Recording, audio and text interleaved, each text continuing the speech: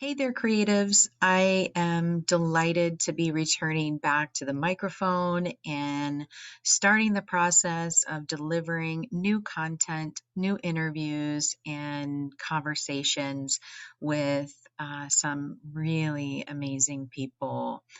I didn't realize how much I needed that time off from podcasting this summer. And at first I was like, oh my gosh, what's happening? Like I love doing this. I love having conversations with other therapists, and it's it's exciting because I learned so much in the process. And I just love talking to people too, I think, in hearing about what cool stuff they're doing. But I got to this point earlier in the year where it felt so hard to do it each week. And I think it probably had something to do with, just having a lot going on in my personal life. Moving is considered, one of the top stressful things that we do in life. And it was the first time I've moved in almost 16 years, which is crazy. So it was a lot. And after I got settled, and I'm like having this break of not releasing any episodes at all, I was like, okay, I'm like ready to get started again, which worked out perfectly because then I could get a head start on some of these new recordings. And so the episode that you're going to hear today is a conversation that I had with Gretchen Miller, who is a well-known art therapist. Um, and oh my goodness, she's amazing and just does so many cool projects. I love following her and seeing all of the cool arts based work that she does that's not necessarily therapy, in addition to art therapy work.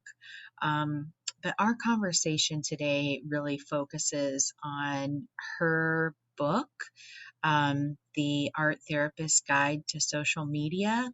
And we talk a bit about social media and what to think about, and, um, how to approach it from the perspective of, I'm new to social media. I've never used it as a way to promote my work and myself, and what are the things I need to think about in order to do that ethically and authentically too. And so I hope you enjoy this conversation with Gretchen. The Creative Psychotherapist is the official podcast of the Creative Clinicians Corner, a practice-building resource for creative psychotherapists.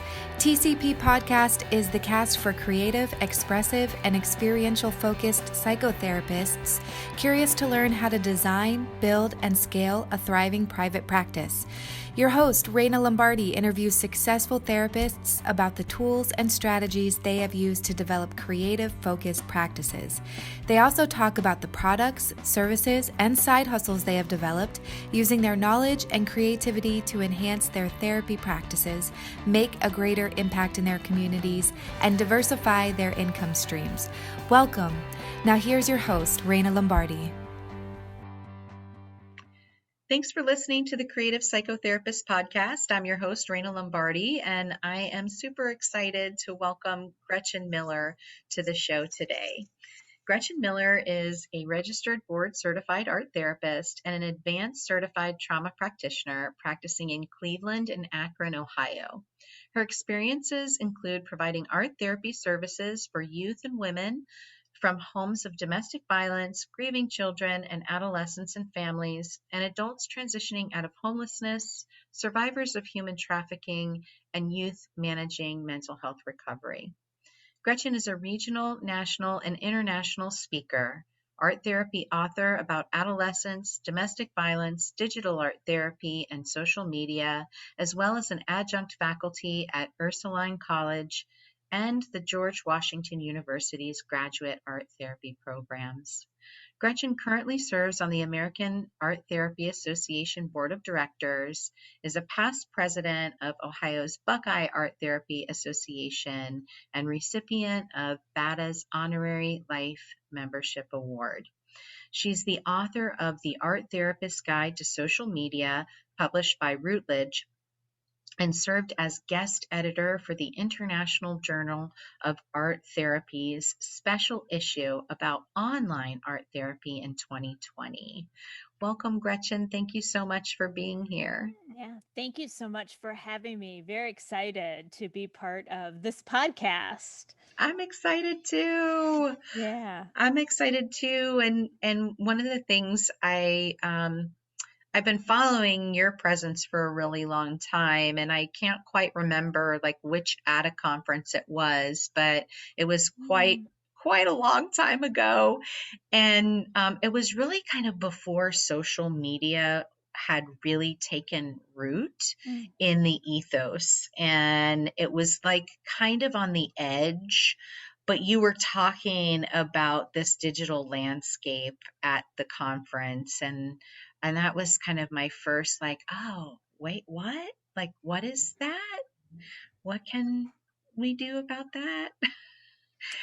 I think maybe because before using sort of the social media language, like in the mid 2000s or around that, I remember my presentations or offerings sort of around this topic were about professional networking online, like Yes. e-networking. Yes. And yeah, because community, even back in the early, like when I was a graduate student, that was something that was of interest of me, like e-forums and listservs and all of that kind of pre social media stuff. And so yeah, I remember kind of doing presentations sort of around like networking more so than specifically identifying it as social media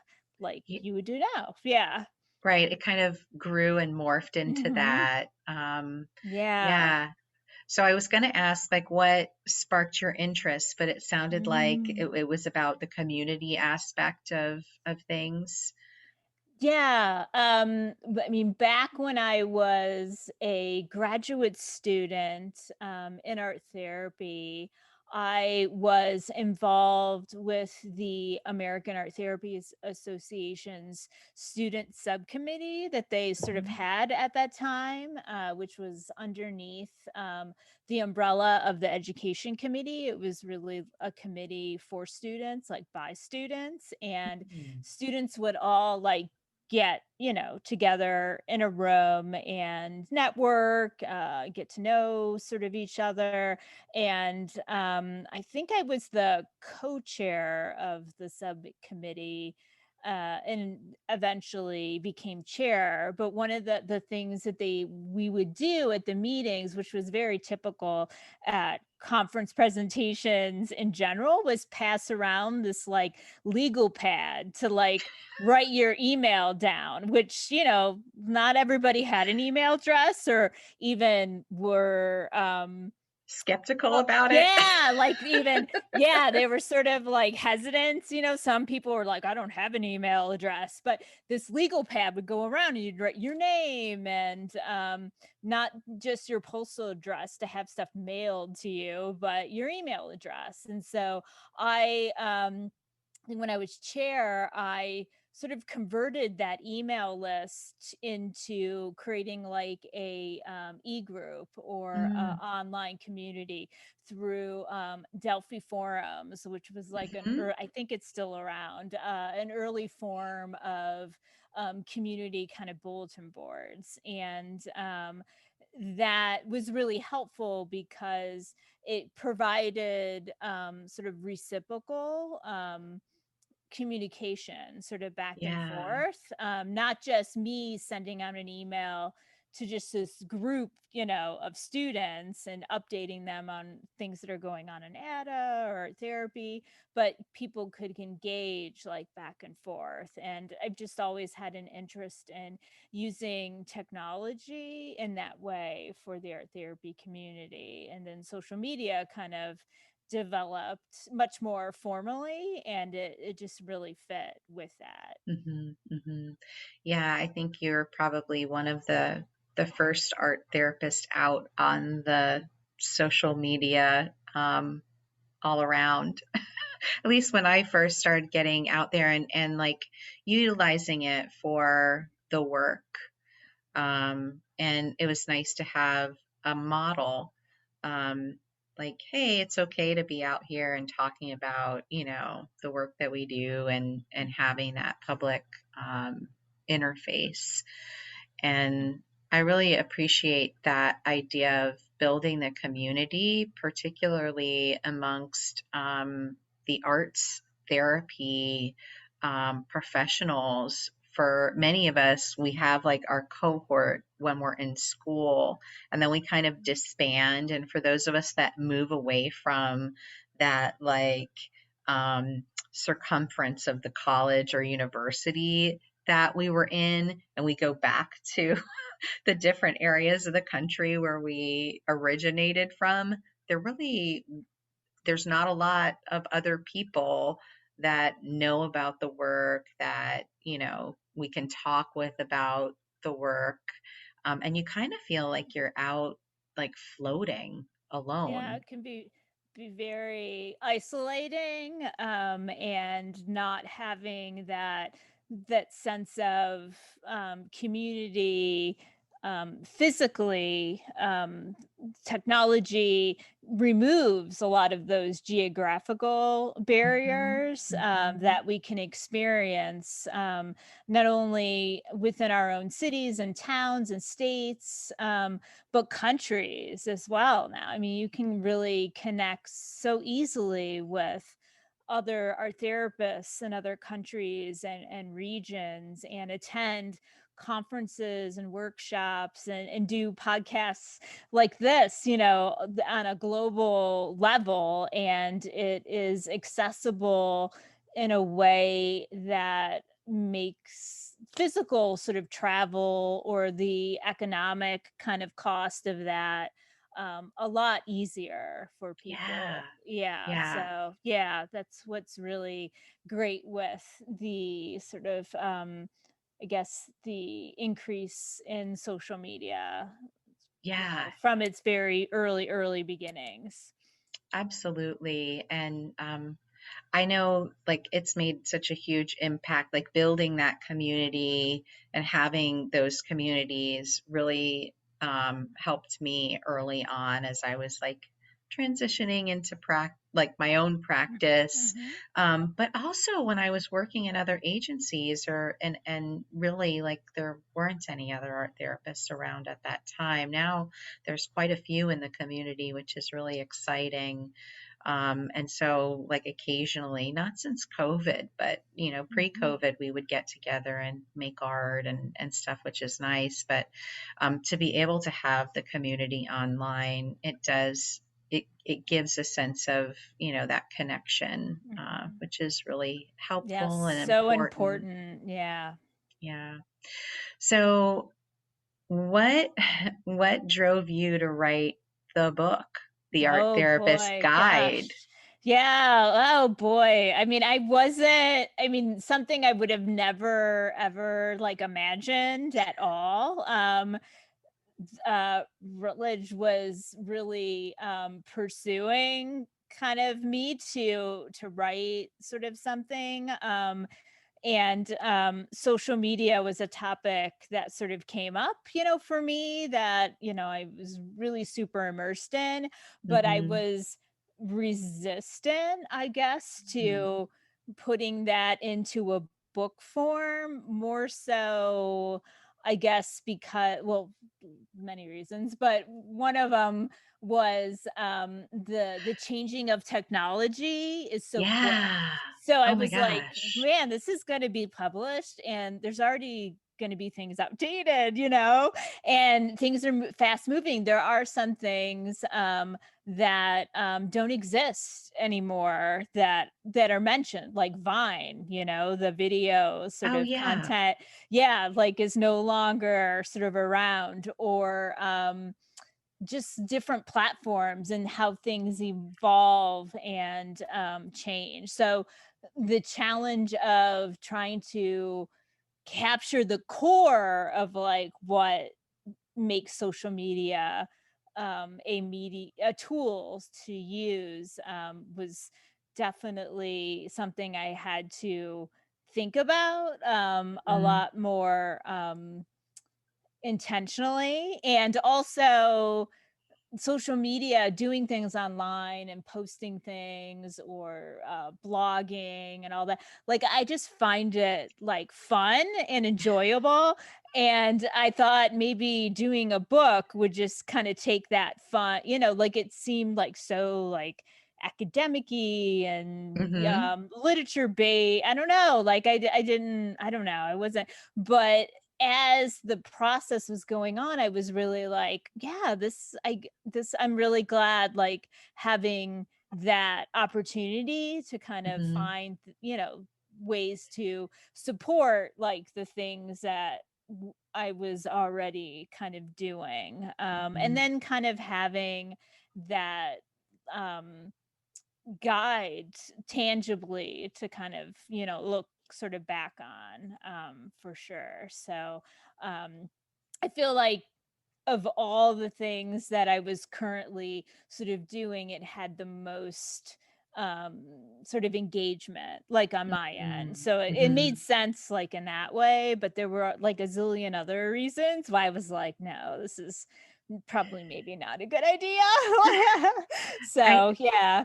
I think it's one of those texts where you're probably going to have to do like revisions, like Mm, revised editions or something as the landscape evolves and changes and grows, and mhm, therapists are pushing their boundaries as to how they're using these platforms to really promote their businesses and mm, like their products and services. And I know that's something I really want to kind of focus our conversation around mhm, for therapists that are kind of maybe hesitant to use social media or haven't used social media, which I have encountered a lot. mhm, That they're like, oh no, I don't have anything on Facebook. I don't have anything here or there, or whatever.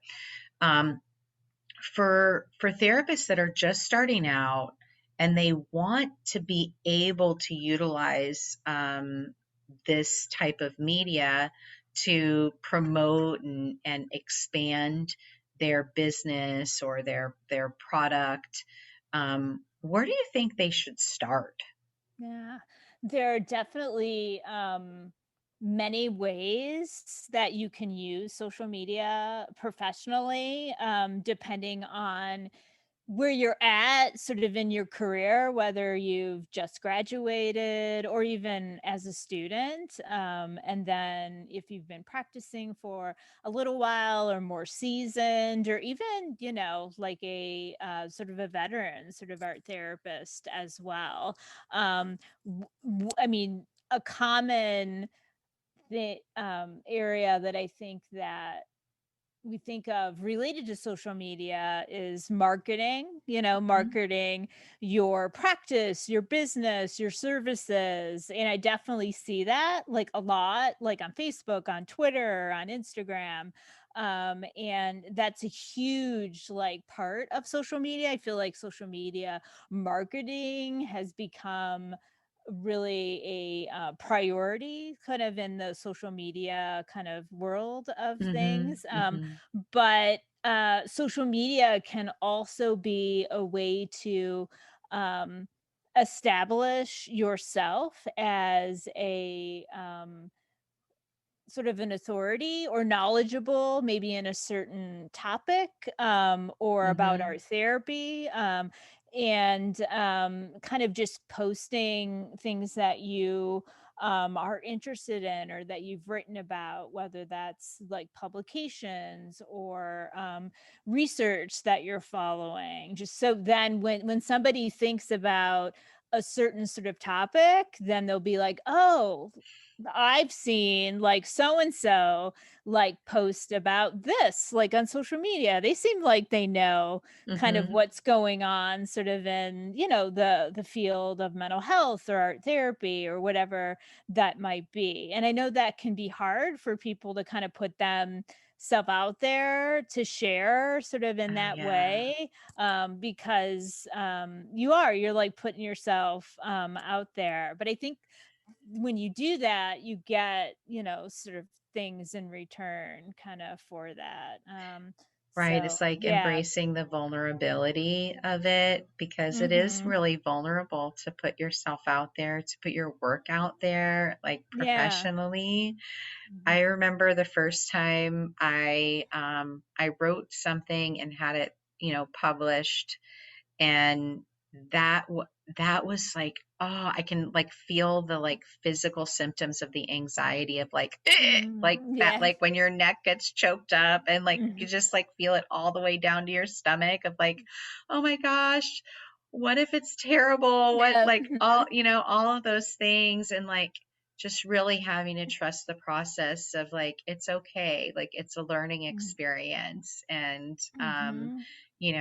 people will give you grace if you messed up, or people Mhm. will let you know, you know, and it'll, Yeah. Yeah. but it's hard. It's hard. Yeah. And I think starting with what maybe you're comfortable with, and baby steps towards that, whether it's just sharing, podcasts or articles, or I mean, it doesn't Mm, have to be necessarily the work that you've done, but just that you're, sharing about this particular topic or cause or interest that's really important to your work. I think it is a way to kind of get yourself kind of out there and sort of established in some way, and then feeling more comfortable to develop that even more. And another way that that can sort of dovetail is sharing the professional activities that you're involved in. Like if you're mm, attending a conference or you're going to be going to a workshop or something that you've participated in, to share, you can share those sort of on LinkedIn and on Instagram and Facebook and live tweet, different sort of events, if you want to do that. But there's just a lot of different ways to share it that may not seem as scary, like just establishing your presence, like I'm an art therapist or I'm a mental health professional and I'm here sort of at this conference or at this workshop, and I'm attending like these sessions, or it was great to hear this presenter or this keynote, and just engaging and connecting in that way. And mm. I feel there's such like support and connection on social media that can be further amplified or sort of reciprocated as well. Oh And yeah. then yeah, yeah. And then also, which also is another vulnerable kind of piece, but sharing your own artwork or maybe creative practice or things that you're just interested in related to art and media. I mean, that's such a huge piece for art therapists, Yeah. and kind of connecting that to what you sort of are drawn to with that. Like if you're into clay or into fiber arts or digital kind of art therapy, to kind of be able to share resources and writings and things kind of connected to that as well. And I think as a student or coming to be a new professional, it can also help bring attention to your like profile to potential employers or career kind of opportunities. I know sometimes topics that I've posted about or things I'm interested in, it may someone will be like, "Hey, do you want to like do this presentation, or maybe we can like do a workshop?" Like such cool things like get Oh, born, yeah. in that way. But you don't really know that unless you kind of put yourself sort of out there It's so to kind of true. see. Yeah, it's hard. Yeah. I, when you were saying that, I was thinking like, huh, has that happened to me? And then I was thinking like, you know what, actually, like, um, an almost a decade ago, I started working doing contracted groups in the substance abuse treatment realm of things. So, but somebody reached out to me from LinkedIn. They found my Mm. profile on LinkedIn, reached out, asked if I would be willing to do groups for them. And I was like, oh, I've not done that before. I don't know. I had to really like think about it, but I was like, you know what? I'm going to give it a try. I will figure it out. And I'm glad that I did, because then it like ended up turning into like, I still do that, and I've done that at a number of different programs as a result. But it was from having, if I didn't have that profile on LinkedIn, that could have been a missed opportunity for me. Yeah, I think people, they may have their a page that's up, but maybe they're not kind of managing it or kind of overseeing it, or I mean, and I'm guilty of that. So it's hard to like keep Yeah. up with that, but like just making, like going back and making sure like links are still working, because it is a miss opportunity. Like if somebody Yeah. wants to learn kind of more about your work or current things, that they can easily kind of find that. And if something isn't there because you just haven't put it there, or it's just like outdated and it doesn't work anymore, that it does, it's a missed opportunity. So there's definitely ways to leverage that. Mhm. Mhm. Yeah, that's a really good example about LinkedIn. I think that's great to share, because I think sometimes people are like,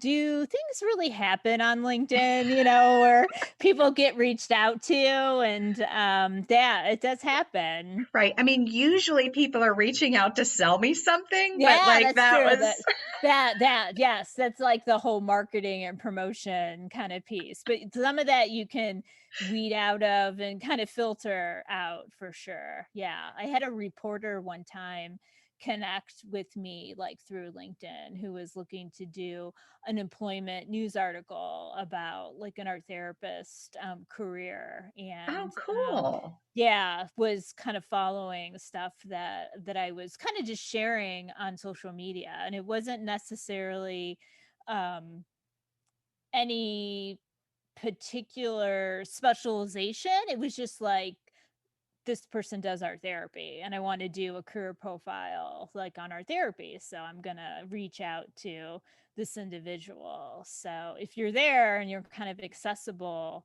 yeah, definitely can happen.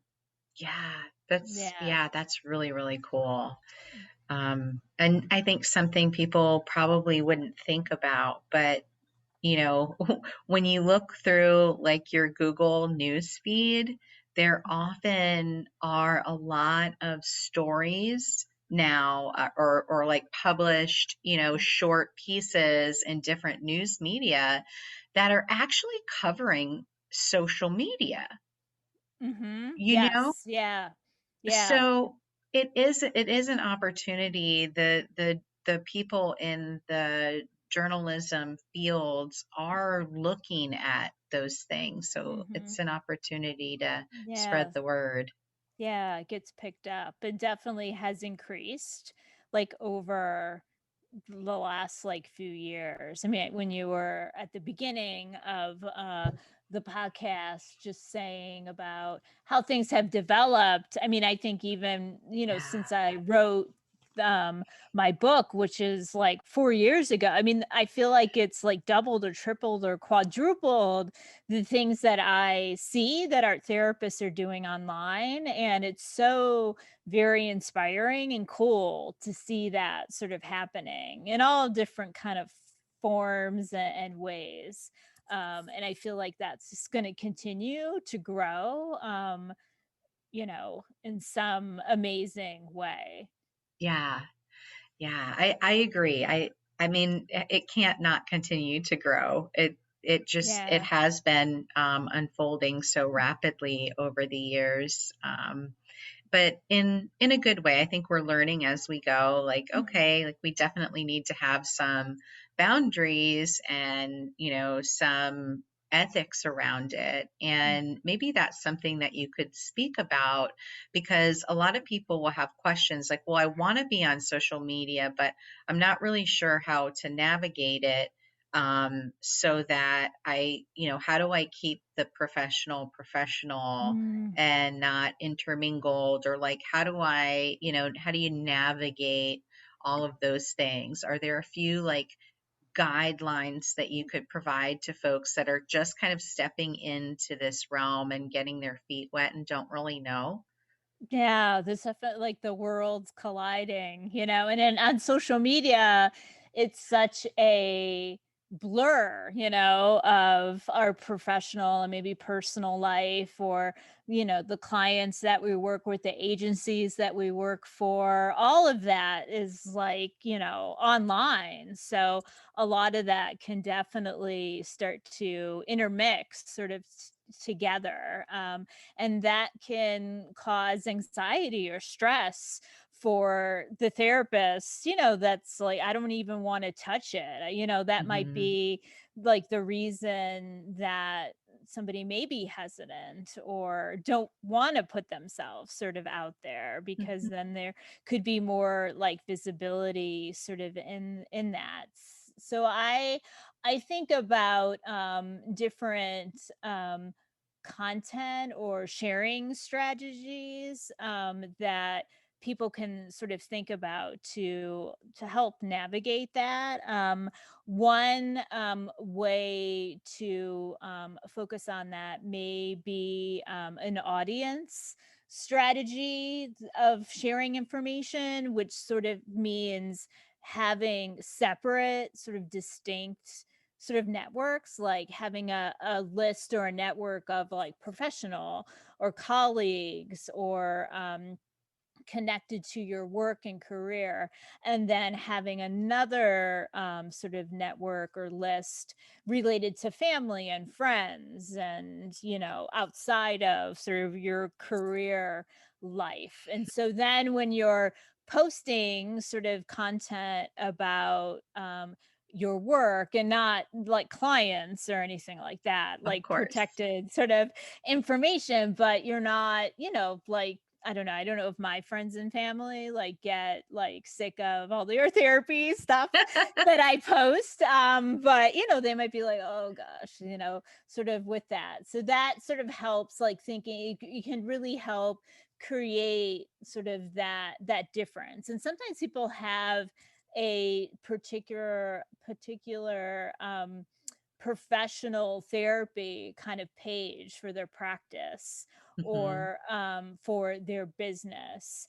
And while again, they're not sharing specific client information, they may be advertising their groups or their services or promoting, and it's very focused to that sort of audience, Hmm. versus that being just part of your own kind of personal sort of profile, if you're wanting to kind of really separate the two. Another sharing strategy, which is the strategy I feel like I use the most, which is a content strategy. Hmm. And the content strategy has its pros and cons.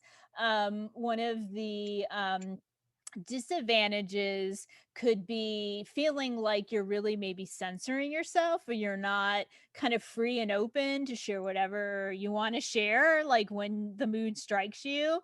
But having a content strategy is just being very mindful and intentional about the content that you post wherever you're on social media or whatever kind of networks you have, so it is professional and connected to the work or reflects sort of that in your professional kind of presence online. So I feel that whether it's on Facebook or Instagram or Twitter, obviously LinkedIn, since it's more professionally based, what I'm sharing, I'm always thinking about like how that can be perceived sort of the content wise Mhm, on that. mhm, So again, my family and friends kind of getting a lot of the art therapy stuff. That's really how I feel like I mostly use social media. So I don't have apologies sort of for that. mhm. And not to say I don't share personal sort of things, Sure.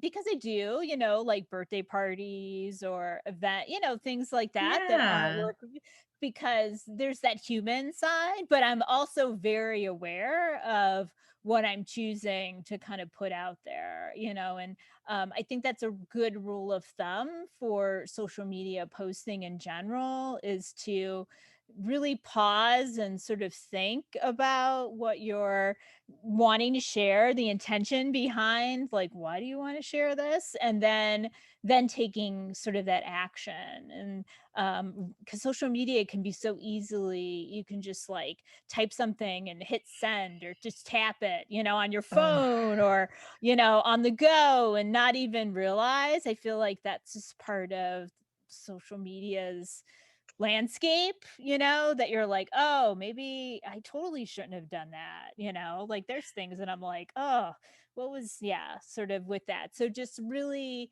slowing things sort of down, and thinking about that intentionally. And then you can also do a custom sharing strategy, which is a little bit of both, of having specific audiences and then specific content for those audiences too.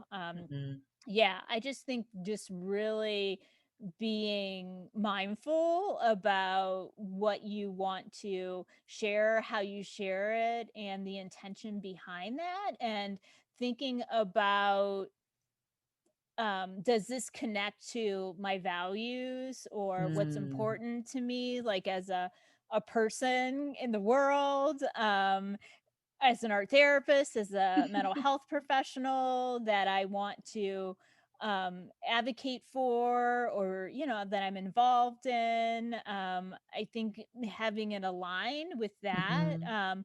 really is a sort of a strength based way to approach kind of your digital presence online.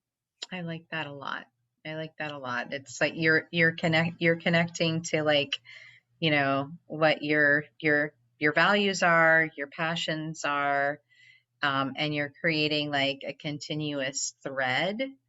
So there's that like continuity and consistency factor, which I think builds trust Mm. in the audience, when you are consistent, and they're like, oh, that's you. I can tell that's Yeah, you. this is like who you are. Like whether your, like trauma informed work is really important to me. So I will post, things around trauma that, other people are doing, or topics around that. Also positive psychology, Mhm. different social justice issues.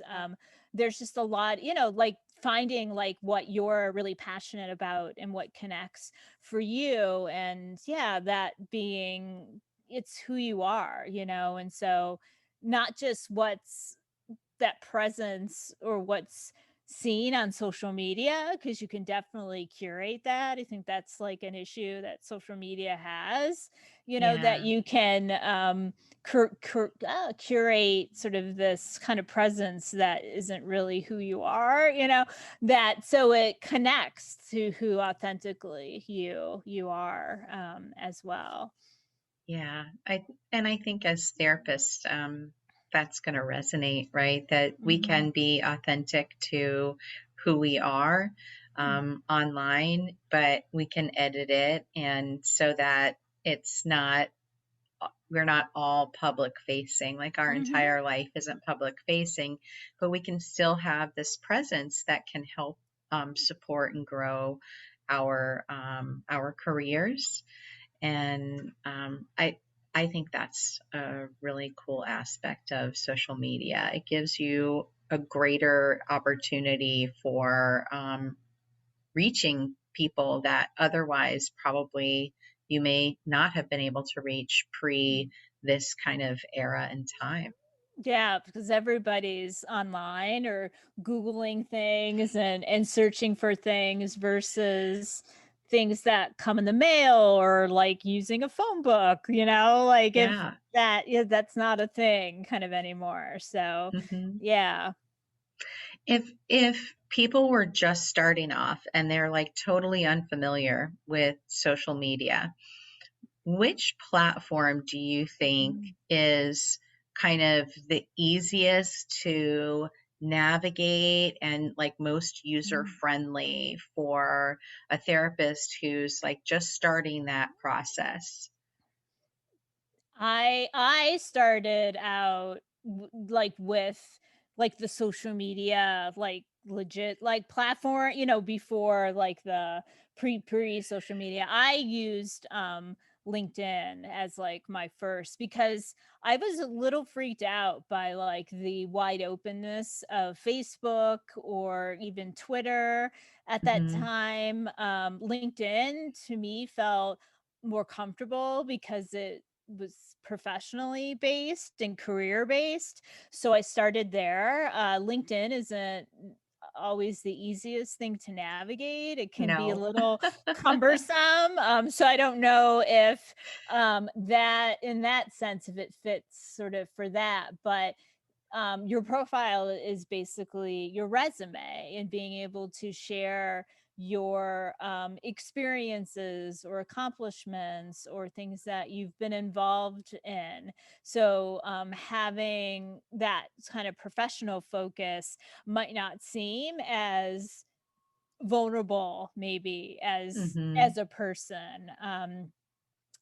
Facebook is very like I mentioned before, very wide open. Like everybody is on Facebook, pretty much. And that has access to lots and lots and lots of people. So it could be very overwhelming, if you're a little Yeah. bit like, ooh, do I really want to put myself out there? Um, I think Instagram, I have really positive connections sort of too. And Instagram is very visual based, Hmm. Hmm. which I think lends itself really nicely for artists and art therapists. Instagram also does not allow within their posts like texts, like hyperlinked text. You can link things in your profile and things like that, but there's less promotional, Hmm. like buy my whatever, like on Instagram.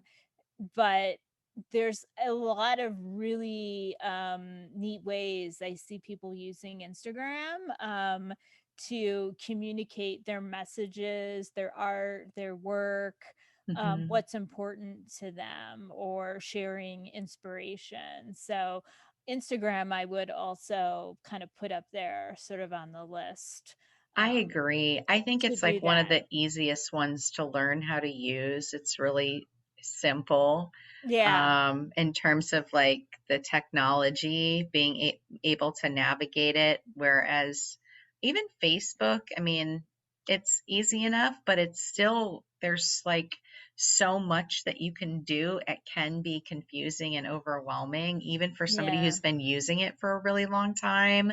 Like I created an event, a local networking event for a group that, like a local therapist Facebook group that I manage for people in my area. Mhm.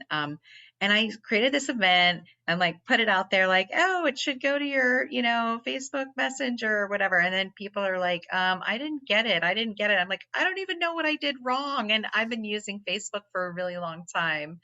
Not Yeah. that I'm an expert, but I mean, I feel pretty confident. There's a lot of layers and Yeah, complications and things change really. I mean, things change on social media very quickly, but Facebook seems to change much more quickly than other kind of platforms that I've experienced. And when the changes do happen, I'm like, whoa, where did this go? Or what do I do, Yeah, kind of understand this better. Yeah. Yeah. absolutely.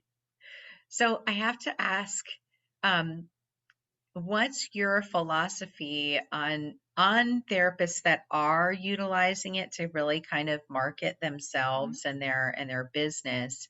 Do you think that it's wiser to have like pick one and just solely focus your energy on that one platform and really Mm. creating that cohesive message in that one area?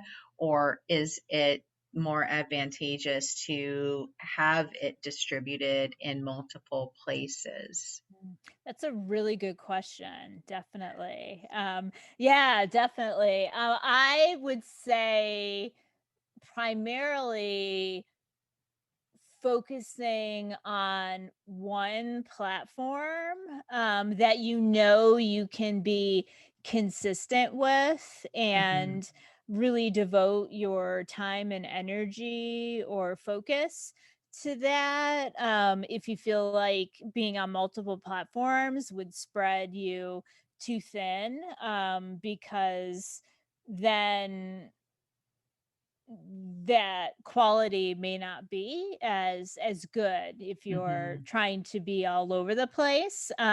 You can do some cross sort of posting, like if you're sharing primarily on say your website or a blog or um, a particular platform such as Instagram. You could share it on other sort of platforms too, Twitter or Facebook or LinkedIn.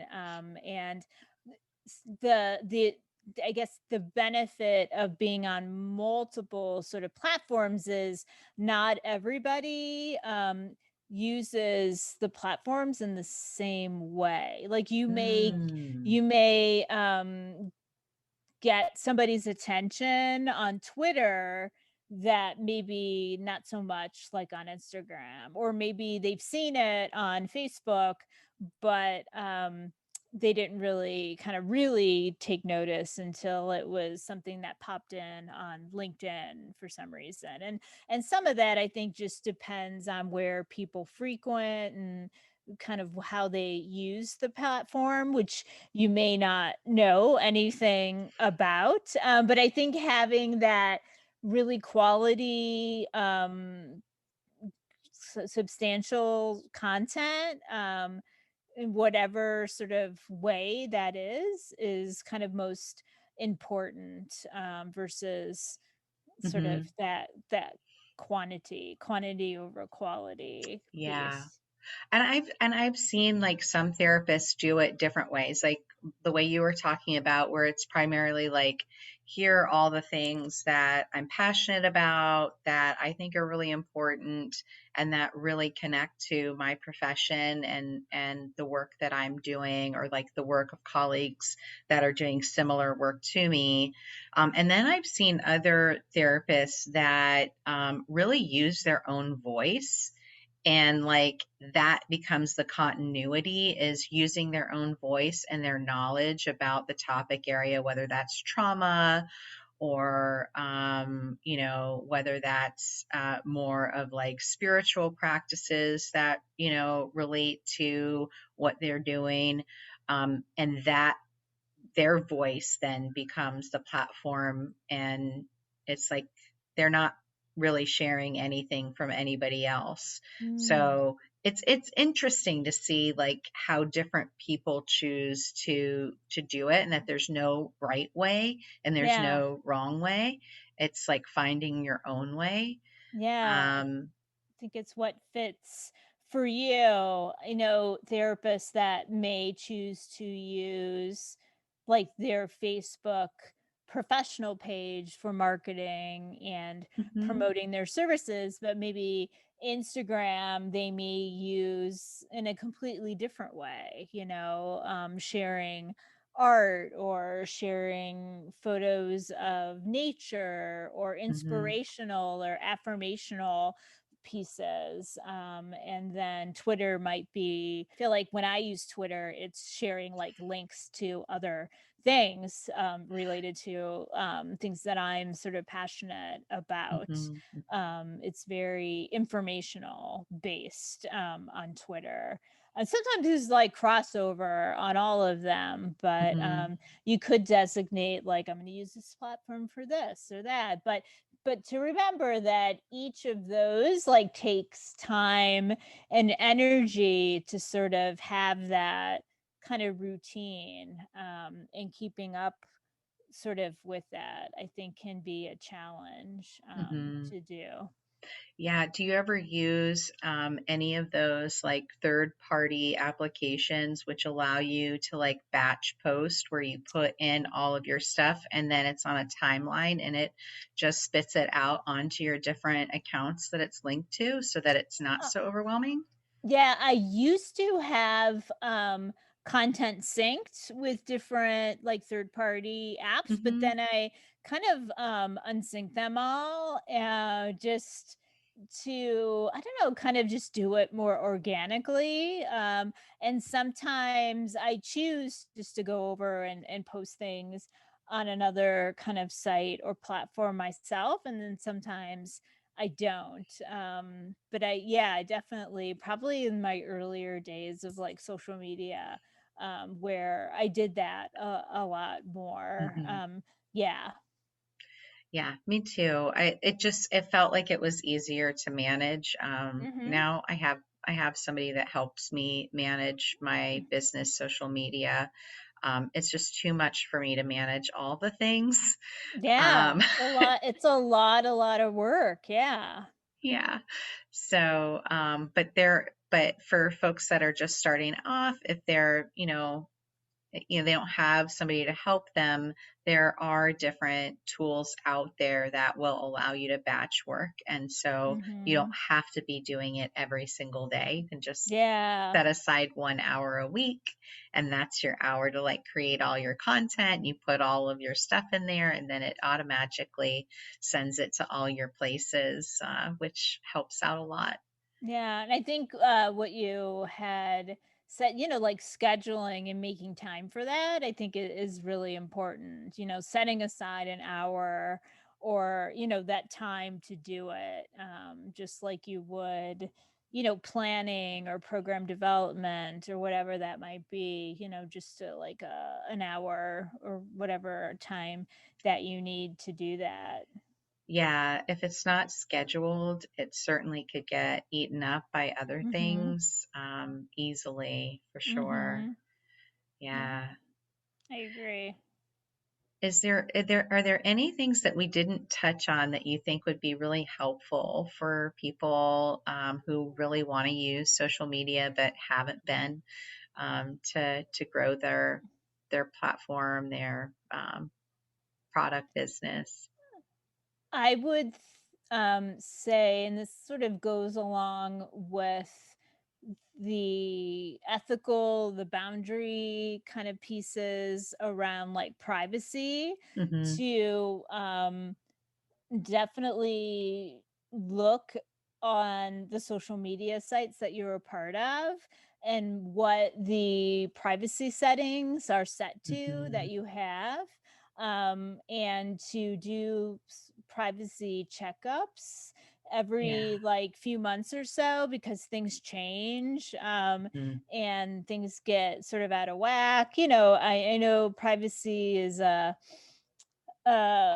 don't know, a weird thing on social media. Like, do we have privacy? I don't know. But Yeah. like, but to take as much like ownership that we can to do that, and to pay attention to our privacy settings and knowing where they are and how to use them. I think that can be a great way to start to feel a little bit more comfortable about like what you're putting out there and who's able to see like what, and all of that. And I'd also recommend being aware of our digital footprint, Oh, and the what we sort of leave online, and how once you put stuff out there you can't really take it back, which can freak people out as well, to oh not want yeah. to be on social media. But not saying it in a fear-based way at all, but again, just empowering yourself, Googling yourself, to see like what things pop up about you and your business. Cause if you can Yeah. see it, like others in the public, potential clients, employers, can see that sort of as well. And just to be aware of what's out there, about yourself. So that's suggestions that I would have people do, for homework or something, Mm, is kind of just, do you know where your privacy settings are, and what does a Google kind of search look like, and thinking, and this maybe goes along with the values and your digital presence, but like I've listened to like TED Talks and podcasts about not only the idea of the digital footprint, but also your digital stamp, or like your digital legacy. mm. So what do you want that to be like in 5 years or 10 years, or if you weren't here anymore, like what would you want that presence to convey or communicate about you, and thinking about that, like again, slowing that process down before you kind of post something Willy-nilly. Yeah. there. Yeah, yeah, definitely. So yeah, that's something that I think is important, to think about, again, more around empowering ourselves, and Mhm. taking sort of more ownership of that, and not being as passive or fear kind of focused on that, because I truly believe that there's so many more benefits and advantages Mhm. versus the disadvantages. I agree too, and I love that. I love that, like, the digital legacy aspect of things. That's not something that I really had a conscious thought about. I mean, I do think about what I am putting up there, but I didn't think about it in those terms. And, what happens, because it does continue to be there after, you're gone, Mhm. which is really an interesting concept. And I've been toying around with this idea. Like 2 years ago, my mom passed away, and I like, I don't know why, but I just really felt the need to use my Facebook, Mm, like, to like really express my grief and like process my grief in a way, because I like felt like otherwise I was just like in the dark in mm, my bed, mhm. or like, Yeah. in a hole, deep hole in the couch, just like in my pain. Mm, And like putting it out on Facebook was a way to like stay connected to her. And it's so weird. Like this past week was like the 2 years of her like memorial service. And like that came up in my memories, which mm, took me to mhm. her page, which is Mm. still there with all of that writing that I was able to like review. And it's just interesting how much the social media piece has become part of my like grief story Mm, and mhm. process. um I know that's definitely off topic from like Yeah, the other no, stuff, but I totally feel like it's relatable. I mean, how just technology and online presence, whether that's professionally or not, I mean, it's just part of our way of sort of being, or our lives, or other people's lives, or our relationships. And your experience that you're sharing, can also be an experience that a client, also is experiencing as well, which I think is important. I mean, this is a whole other kind of podcast thing, but being aware sort of how technology impacts the lives of those we work with, and how we need Mhm. to be aware and attentive to that, Yeah. because that's what people are using and they're experiencing. And if they're coming to you as a therapist and you're like, I have no idea like what Facebook's about, or let that like that and nobody's got time to like waste their whole therapy session like giving you a crash course on social media and all of that, but like, your experience is relatable for others, Mhm. Mhm. connected to that. So I can totally think Yeah. it's like related. Yeah. And it's just like Yeah. it lasts, it doesn't go, like that stuff doesn't go away. It's still Hmm. there. Which in some ways it's a little bit surreal. Um, uh, yeah, I don't know. I don't really have an I don't know if that word actually like accurately describes it like as much as what I'm looking for, but I think it's the closest thing. Hmm. Um, yeah, but thinking about that legacy piece of like this continues to endure beyond Hmm. what we're using it for, I think is really Yeah. important for people to think Yeah, and about. who knows who it'll touch or inspire or move or impact, in Yeah. some way, beyond Hmm. maybe even the audiences that you intended originally. Yeah, that's so Yeah. true. And yeah, and I appreciate what you're saying too about there's more benefits than there are potential problems when we utilize it with integrity, and when we're, really mindful about and intentional about what we're doing there, and we're using it for positive um, impact in the community. Hmm. And yeah, it's easy to get caught up in fear. I think, fear is really magnetic in that way. And we have to do a lot of work to say like, no, like you Yeah. don't, you Hmm. don't get to come in. Yeah. You can take kind of the reins sort of with that. Yeah. Mhm, mhm. Yeah. Yeah. So if listeners want to learn more about you and find your book, where can they find you, Gretchen? Well, if you are on Facebook, I have a page specifically for my book, The Art Therapist Guide to Social Media, and the actual page is called Art Therapy Meets social media on Facebook. But if you start to type in the Art Therapist Guide to Social Media, it'll probably pop up. It's a public page, and I share different tips and tools and news and articles around not only social media but mental health, not specifically art therapy focus, but just resources around that. And then a really good sort of flagship is my website, which is Gretchen-Miller.com. And that kind of has everything, different ways that you can connect online, as well as my book. And yeah, just I kind of keep that like an ongoing resource of things. Awesome. Yeah. Awesome.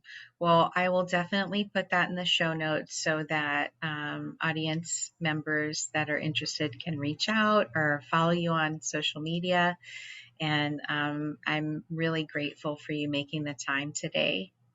Yeah, thank you for having me. I'm so Mm, honored. Yes, and very much appreciate this conversation and interest in this topic. yeah, and I'm grateful for your participation. Thank you. Thanks so much for listening to this episode with Gretchen Miller. I hope that you learned a bit more about how social media can benefit you as you grow your practice, or grow your professional brand and even grow a community. And that's one of the things I love about podcasting is this idea of growing a community, even though I might be far away or my voice might be far away, and but we still can be connected. And if you need additional support in order to build out something in your practice, to start creating a practice, or maybe it's an idea that you have about bringing a product or service to life and you need some guidance in that entrepreneurial journey, I have consultation packages available, and I'd love to help you in that work. And you can learn more about that by heading over to our website, which is creativeclinicianscorner.com. And if you look at the lab in the menu bar, you'll be able to tap on that and click on creative consultations, and you can learn a bit more about how that product may be able to help you bring your vision to life. All right, take care, and I'll talk to you next week. Thanks for listening to this episode of The Creative Psychotherapist. If you like what you heard, please rate, review, and subscribe wherever you listen to your favorite podcasts. For show notes, downloads, and additional resources, head over to the website at www.creativeclinicianscorner.com.